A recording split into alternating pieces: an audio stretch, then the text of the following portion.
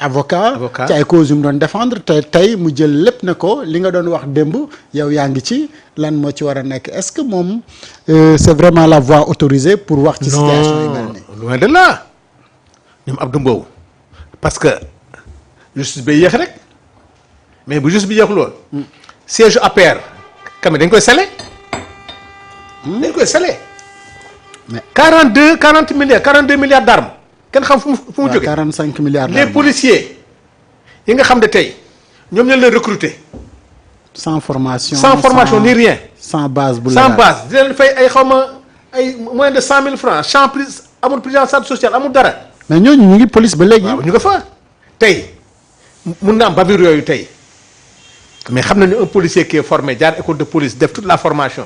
mais tey bi ñu indee policiers yooyu sans formation ci la bavure yu bëri.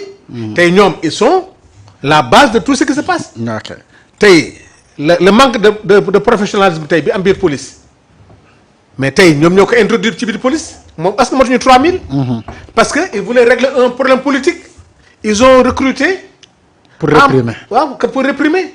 mais ñooñu formation bi ci war ba pare nan ngay jëlee un policier di ko fay ay 100 000 francs amul benn prise en charge sociale amul lii il n'est pas bien encadré mais quand même am na loo xam ne mais c'est des conditions comme inhumaines. loolu nag ñoom ñoo koy introduire ci biir police tey si le niveau de la police tey il fallait voir démb à l'Assemblée dama def tournement boo xam ne j'avais même pitié pour la police. Parce que c'est vrai qu'on a beaucoup tiré sur eux parce qu'il y a eu des bavures qui sont inacceptables mais lan moo indi bavure yooyu il faut que loolu mu arrêter dans ce pays.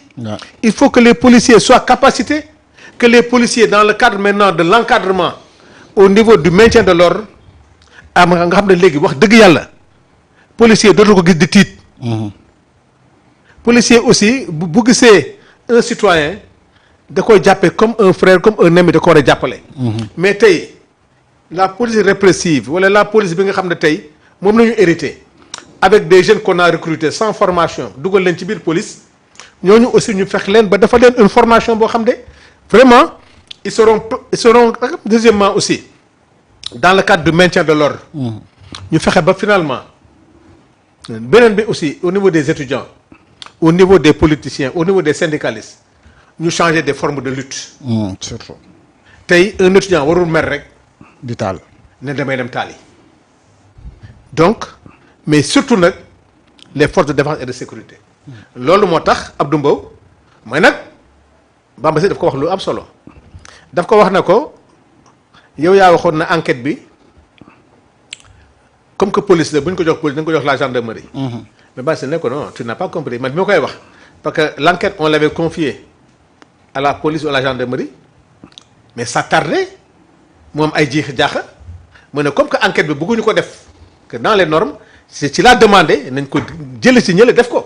c'est le cas man fii dans la semaine on a fait l'enquête. ba situer la réponse maintenant les forces de défense et de sécurité yi nga xam ne ñoom la concerné mais ils seront sanctionnés donc c'est pas le même cas c'est que ñoom Abdou Mbow mais il y a un député aussi qui a demandé à ñoom Abdou Mbow et qui a demandé à Thierno Alassane c'est Abdourahmane Diouf. defe naa ak keneen nee na ko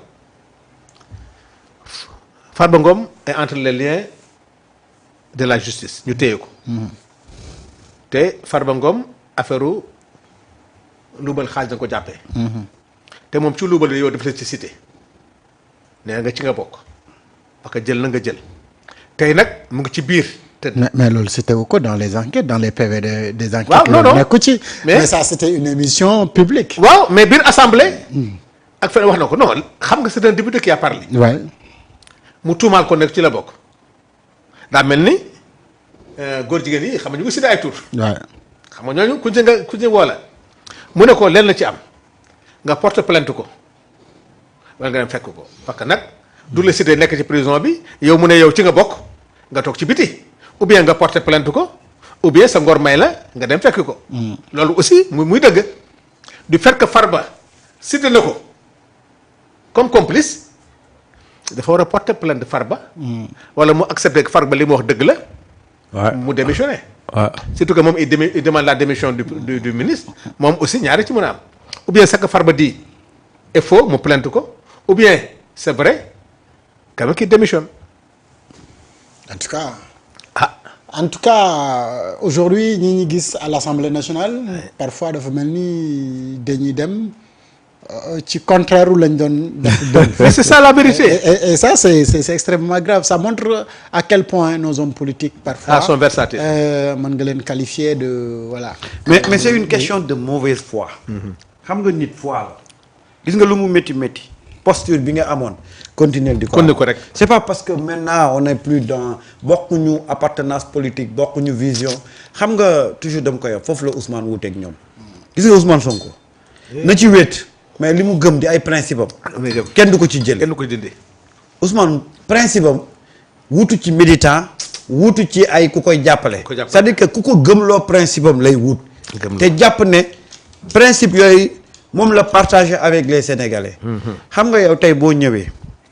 ñu def benn événement am université Cheikh Anta Diop mu am ci benn étudiant bu faatu yàlla na ko yàlla yërëm di masawu ay njabootam yow nga sañ a jóg nee na ministre député de démissionné alors que yow yaa nekkoon nag ministre bay fi ñuy rey plus de 80 morts.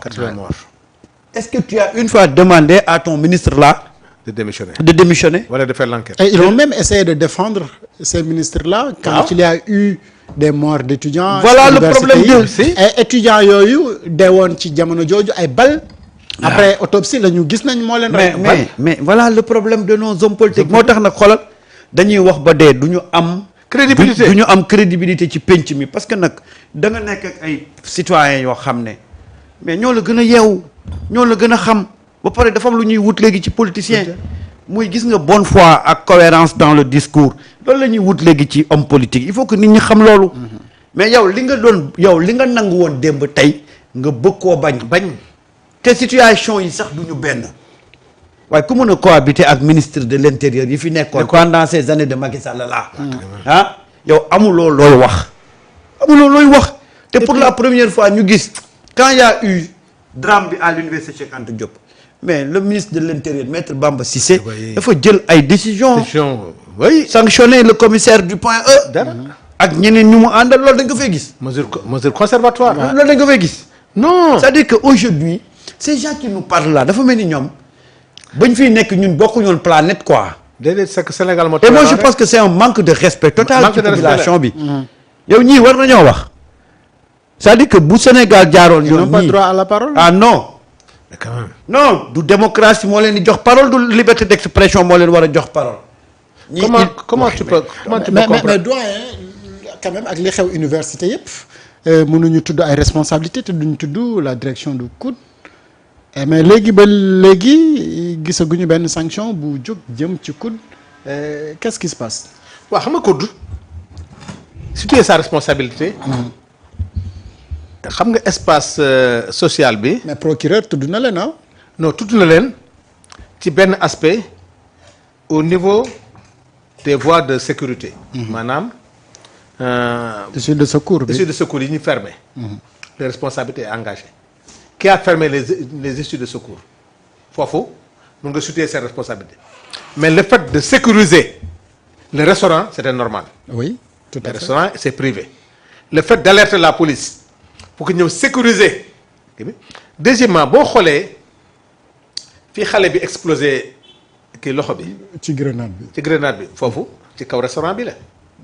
foofu lan moo fa nekk ban dispositif moom moo fa nekk au niveau du gaz au niveau des courants foofu lan moo fa nekk. ñu xool loolu est-ce que loolu bu tàkkoon du nekk musiba.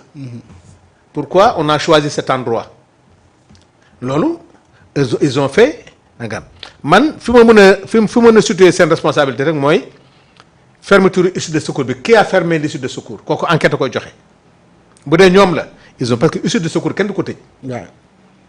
bu dee ñoo ko tëj am na ci part de responsabilité pourquoi ils l'ont fermé c'était pour empêcher aux étudiants de monter du ko si du yoon am na yoo xam ne daal vraiment c'est l'enquête qui va le déterminer mais dafa am loo xam ne lu am solo la mooy la responsabilité des uns et des autres gis nga c'est au niveau de la communication man li ma metti dans cette histoire là ce qui est regrettable c'est la mort vraiment du jeune Abdoulaye Ba. Abdoulaye Ba ak des blessés mais di nga l'introduction des grenades et l'introduction de certaines armes loolu il faut ñu waxtaan ci xool naka na mën a pacifier l'espace universitaire ba nga xam ne dootu soxla sax policier dafa ñëw mais que les étudiants am beneen esprit de revendication boo xam ne dañuy mer dem ci corniche bi di bloquer oto yi di toj ay vitres wala yu mel noonu loolu aussi c'est nos enfants c'est nos jeunes frères suñu neveu lañu mais ñu waxtaan ak ñoom ñu changer forme de lutte deuxièmement qu'ils acceptent de retourner à la table des négociations et de faire les réformes c'est irréversible université il faut que ñu réformer ko loolu moom nañ ci waxtaan jël le temps qu'il faut pour que université dem dans des conditions qui vont leur permettre d'étudier dans les meilleures conditions possibles loolu moom mais chantage pression wala répression à l'université dafa war a jeex moo tax l'enquête suit son cours képp koo xam ne nag sa loxo dugg na fa te doo étudiant xamal ne l'enquête va le déterminer et justice sera faite mais quand même que nañu pacifier l'espace